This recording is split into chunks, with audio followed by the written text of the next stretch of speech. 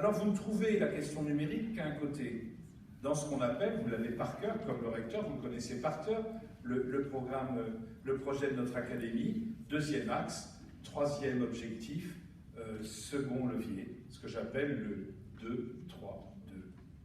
Intégrer la culture du numérique. Mais pourquoi on a fait un levier et non pas un objectif majeur, voire même un axe?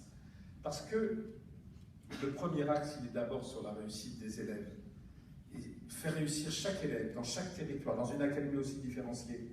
Premier point, nous devons modifier les pratiques pédagogiques, instaurer des changements dans nos pratiques pédagogiques et didactiques.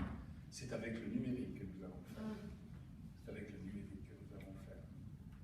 Si je prends un autre point, nous engager dans le XXIe siècle, bien évidemment, acquérir de nouveaux langages, notamment le langage numérique, mais développer la solidarité dans nos établissements et nos écoles, ouvrir nos élèves vers la mobilité, se fera avec le numérique.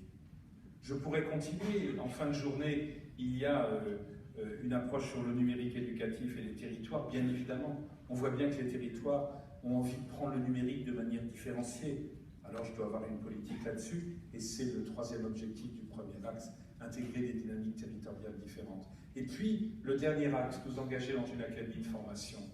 Oui, je souhaite que, petit à petit, progressivement et le plus vite possible, nous apprenions avec et par le numérique. Nous apprenions à enseigner, nous apprenions à travailler avec nos élèves, à gérer nos établissements, à gérer l'académie. Je pourrais le décliner de la sorte de nombreuses fois. Et si on regarde sur l'académie de formation, eh bien, même dans toutes les lignes du projet académique, il y a ces révolutions anthropologiques dont je parlais. Je vous demande, avec le numérique, d'augmenter votre capacité à travailler en équipe, à travailler collectif. J'aime beaucoup dans le numérique le fait qu'on puisse écrire à plusieurs. André Tricot interviendra tout à l'heure, et puis Anne-Cécile Franck aussi. Évidemment, avec le numérique, on ne peut pas se former de la même manière. J'avais connu au début des années 2000, dans mon métier de chercheur et directeur de labo, la coécriture. On n'écrivait pas en équipe de la même manière dans les années 90 que dans les années 2000, et on ne fera pas pareil dans les années 2010. Pousser les élèves à des pédagogies, pousser les professeurs à des pédagogies de projet, pousser les élèves à travailler en équipe et à en travailler autrement. On va voir dans notre stand et sur d'autres stands des objets où on fait travailler les élèves, on les fait programmer, on les fait imaginer des déplacements. Ils font, et faisant, ils apprennent. Et on le voit dans plusieurs endroits du projet académique. Quand je demande une évolution de la formation des enseignants, ça a été présenté en comité de direction élargi hier, je m'en réjouis, j'étais vraiment très heureux des évolutions en cours.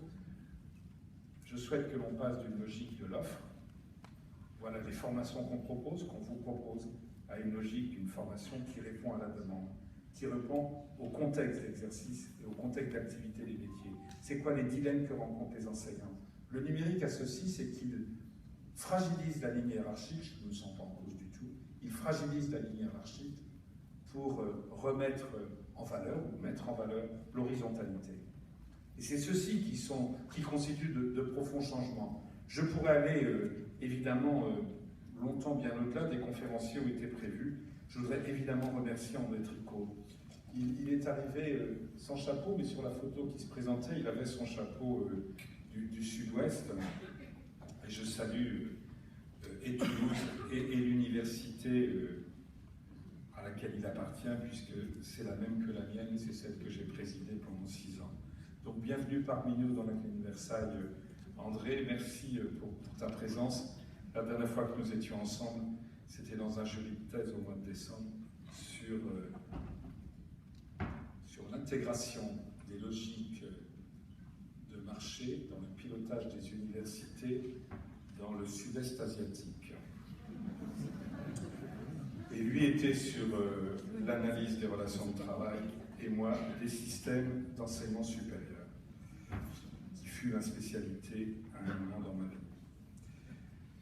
Merci d'être ici, merci pour les conférences qui sont organisées par la Dame.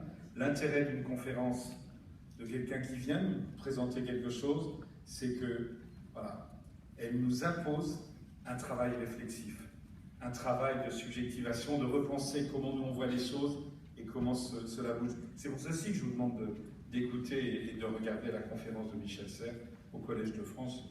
notre ami Google vous la donnera très rapidement. Je suis heureux parce que André Tricot va nous présenter sa vision des démarches pédagogiques à l'ère du numérique, à la fois sur les processus hybrides, sur ce que j'indiquais, les processus d'individualisation ou d'individuation, c'est lui qui choisira, et de personnalisation des formations, sur la place du jeu et comment avec le jeu on transforme les choses. Vous vous rendez compte, si une société du savoir réactive le jeu, c'est rien que du bonheur. Et puis, derrière tout ça, sur les processus cognitifs qui sont à l'œuvre. Et merci pour Anne-Cécile Franck de nous accompagner. Elle a quelque chose de particulier, Cécile, c'est qu'elle est capable de bloquer dans un salon un recteur en lui disant « Regardez ce qu'on fait et regardez ce qu'on pourrait faire ». Et vous voyez, elle prend son portable comme si elle prenait n'importe quel objet et je pénètre dans un univers de la formation des enseignants dont je rêve. Donc merci pour tout ce qu'elle fait. Et à côté d'elle, toutes celles et ceux, formateurs au sein de l'ADAN, formateurs dans les établissements, ambassadeurs du numérique. J'ai été trop long, mais j'ai été trop court pour moi. Peut-être trop long pour les organisateurs, beaucoup trop court pour l'ensemble des messages que je voulais vous transmettre. Je voudrais que, mesdames et messieurs, chers collègues de l'Académie de Versailles et autres partenaires qui sont ici, je voudrais que, je ne peux pas clore sans vous dire que je suis convaincu, intimement convaincu, politiquement convaincu, que si la loi de la refondation a remis au centre l'élève, au centre des choses, la pédagogie, le numérique est une formidable valeur ajoutée pour penser la transformation pédagogique de nos activités.